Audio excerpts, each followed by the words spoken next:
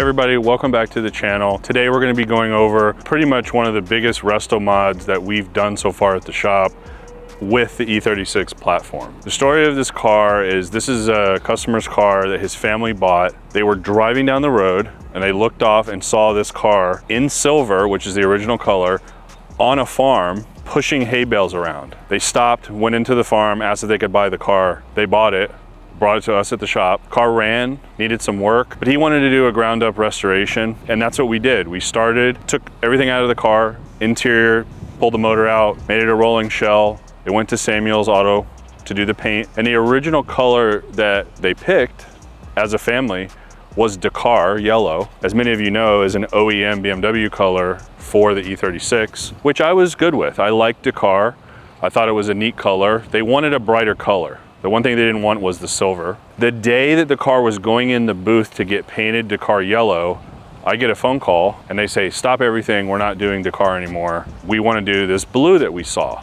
We went to this Cars and Coffee, we saw this Porsche blue. He told me over the phone it was Gulf blue, which is what this is. This is Gulf blue, the Porsche blue, pretty famous from the 70s. One of the original cars it started on was the 917. I was on board. It was a cool color, sort of an individual type of design. So we went with that, and that's what you see here. When we got the car back from paint, I will be honest and I didn't like the car. I didn't like the color. I was on board to do the color, and then I saw it with no lights, with no body trim, with no nothing on it, and I really didn't like it. But once the weeks went by and we were building the car back to stock, started to look better and started to look better and started to look better. We chose to go with the amber corner lights, the black grills. Once the car started to get all of it put back together, I really fell in love with the color. And anytime we have this car out, number one question we get, who did the wrap and what's the color? Everyone likes the color. They want to know what color it is. Some people have come up and said, oh, is that Gulf blue? It's kind of a neat thing. I mentioned it being a Resto-Mod.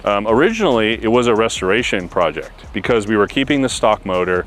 We were refreshing all the seals. We were going through the whole car, doing all the maintenance that it needed, all the repair it needed. And then we were doing all the bolt-ons that we do on these. We normally do headers and exhaust. We do a tune from Active Auto Work. We do suspension. We normally do rod bearings on S52s. So we had all that almost done. And then customer called again and said, hey, we want to do some more power. Should we supercharge it? Should we do something else? I said, you know, why don't we do an S54? It's an OEM motor. It makes roughly 90 horsepower crank more than S52s do. And so finally we decided on that, and that's what we did. And we actually made it up to the 5-speed ZF transmission, which is the stock transmission for the E36. This is an S54 swapped E36. It's not a new thing. There's a lot of these swaps around. There's a lot of them that are done. Anytime we go to Sebring with the race cars, those are out there, and they're very fast on the track. And it's a neat swap because, you know, it's a BMW OEM motor. It's one generation newer than this. It's an E46 M3 engine. And it's cool because we do a lot of E30s with S52. As you guys know, we've also done S54s in them. But normally, you know, the rule I like to stay with is one generation newer engine really keeps the balance of the chassis. Like to me, an S52 and the E30 is the sweet spot for the engine swaps. So, you know, with this, it's S54, it's full bolt-on, it has active headers, it has the CSL airbox, it has the Alpha in tune. It has all the right things really to make it be like a full bolt-on. It should make upwards of 325 horsepower to the wheels now. It's a pretty fast car. On the outside, we didn't really do crazy stuff. Obviously, I mentioned the paint. We did all brand new plastics on the outside. Glass headlights makes it, to me, aesthetically look better, and it also looks Euro. We did the US amber corners because I felt like it looked better with the Gulf. We restored the wheels. This had double spoke 2s on it. Customer really wanted the car to look stock from the outside. He didn't want it to look aftermarket, didn't want people to know that it was swapped. So we went with the stock wheels that he really liked, refinished, repowder coated those in the silver. Just everything on the outside's new. All the new cowling is there, all the new rubbers. We did new glass, OEM windshield from BMW, which took a while to get. This actually wasn't originally a gray interior car. It was, you know, the black and gray two-tone. So we did a black interior conversion, which is actually, we found out, is the most expensive conversion color choice you can do, because that's the one everyone wants. We were able to get brand new door panels. We were able to get a lot of brand new console pieces.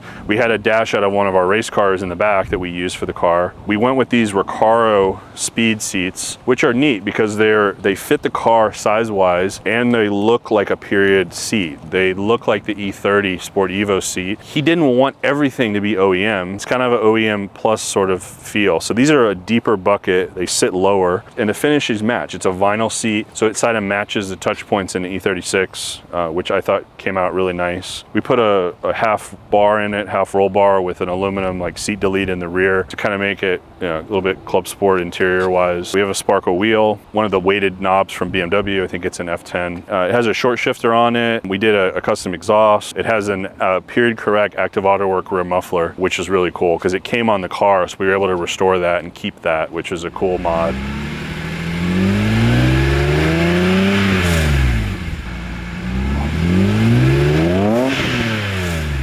And really that's the only signal that this is aftermarket or that it has been modified. I think people would realize it's a little bit lower. The customer had bought some BC coilovers for it, so we went ahead and put those on the car, which really gives it a nice look. Another really cool thing we did with the interior is we did Alcantara headliner, B-pillars, and the rear deck, which is the anthracite Alcantara that BMW uses. To me, on E36s and E46s, it really like jumps up the quality and the feel of the car. Because the headliner was already needed to be done, it was easy for us to take the panels to Margai, order the Alcantara, and do that. It's really a nice thing. So if you guys have an E36 that you want to kind of make feel a little bit more upscale, the Alcantara is the way to go with that. In the back, we just replaced the diffuser. We put a new one on. We also did some camber arms in the back. We also recoated some of the bottom. There was some rust. We did some rust repair at the bodywork that the car had.